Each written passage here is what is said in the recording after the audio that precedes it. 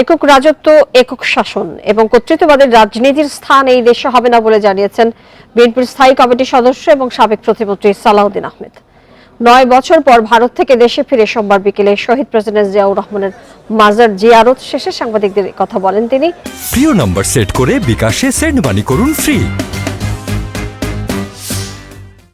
দ্বিতীয়বার স্বাধীনতা অর্জনের জন্য শিক্ষার্থীদের অভিনন্দন জানান সালাউদ্দিন আহমেদ। বলেন, নজিরবিহীন ছাত্র বিপ্লবের সুফল যেন সবাই পায়, এজন্য প্রকৃত গণতন্ত্র প্রতিষ্ঠা করতে হবে। তাই সাংবিধানিক এবং গণতান্ত্রিক প্রতিষ্ঠানের কার্যক্রম স্বাধীন করার তাগিদ দেন সালাউদ্দিন আহমেদ। বিদেশি এবং অভ্যন্তরীণ শত্রু থেকে দেশকে মুক্ত রাখার আহ্বান জানান তিনি। শান্তি প্রতিষ্ঠায় দেশবাসীকে ধৈর্য ধরার আহ্বান জানান বিএনপি নেতা।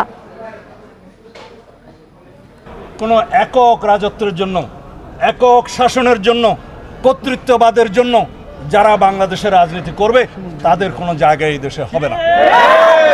এই দেশ একক কোনো ব্যক্তির নেতৃত্বে স্বাধীন হয় নাই। এই দেশ সারা বাংলাদেশের সমস্ত মানুষের মুক্তিযুদ্ধে অংশগ্রহণের মধ্য দিয়ে স্বাধীন হয়েছে। স্বাধীনতা কোনো একক দলেরও হতে পারে না, কোনো একক ব্যক্তিরও হতে পারে না।